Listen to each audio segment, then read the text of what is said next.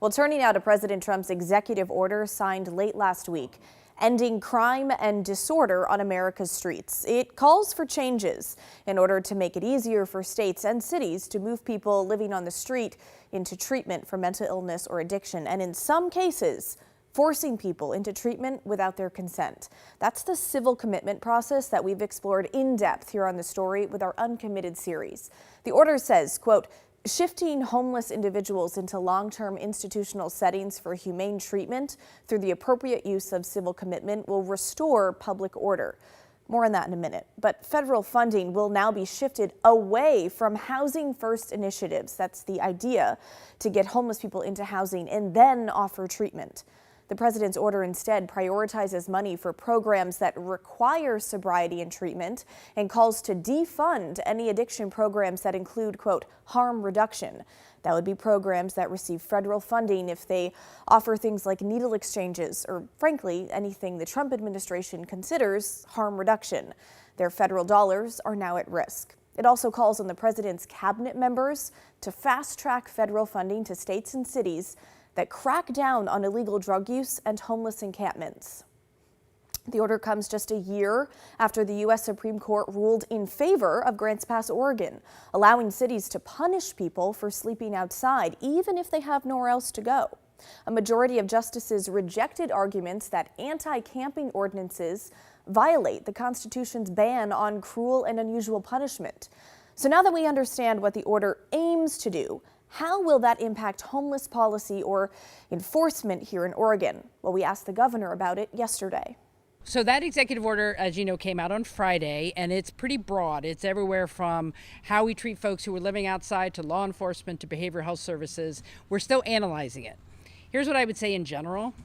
Here in Oregon, we're putting all of these things together. When someone is moving into shelter, we want to connect them to mental health and addiction services. We are holding folks up to get the services they need. And what I'm hoping from the federal administration, and I don't know if this will happen or not, we need more support. We need dollars to help us do the things we know are working. I don't need someone to come in and tell us you can't do things. What I need them is to be helpful. So I don't know if this executive order is going to be that, but if the president's very serious about this, we need resources to help us do the work we know works.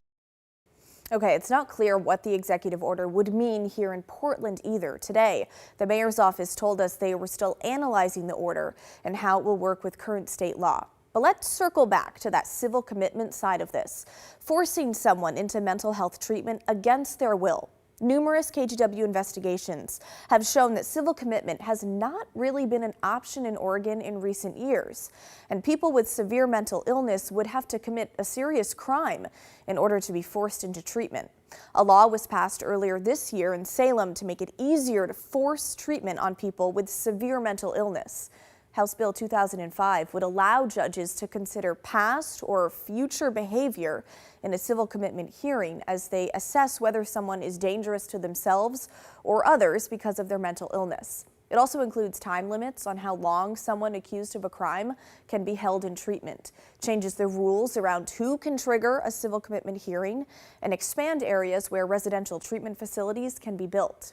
The president wants to use that avenue for homeless people who pose a risk to themselves or others, or if someone living on the street cannot care for themselves. How exactly that will take shape in Oregon, again, not clear. But one thing that is clear is that the state has very little space for patients who are civilly committed, or waiting to be committed for that matter. Take a look at data from the Oregon State Hospital. This shows the types of patients they've been taking since the year 2000. The gray line there is civil commitments. More than 400 25 years ago, and now it's less than 50. Taking their place, the blue line, aid and assist patients. Those are criminal defendants who are unable to aid and assist in their own defense, requiring restorative mental health treatment in order to stand trial. 25 years ago, less than 100 of those patients. Well, that has soared to several hundred since. And in case you needed more evidence, we got data showing the number of patients admitted to the Oregon State Hospital between January and June of this year. More than 600 aid and assist patients. Civil commitments, just 21. And it doesn't stop there. As of yesterday, 23 aid and assist patients are waiting to get into the Oregon State Hospital, along with 28 other people waiting to be civilly committed. So, if the president's plan is to round up people on the streets who are mentally ill and force them into treatment here in Oregon, they'll be waiting in line. Or in other words, staying on the streets.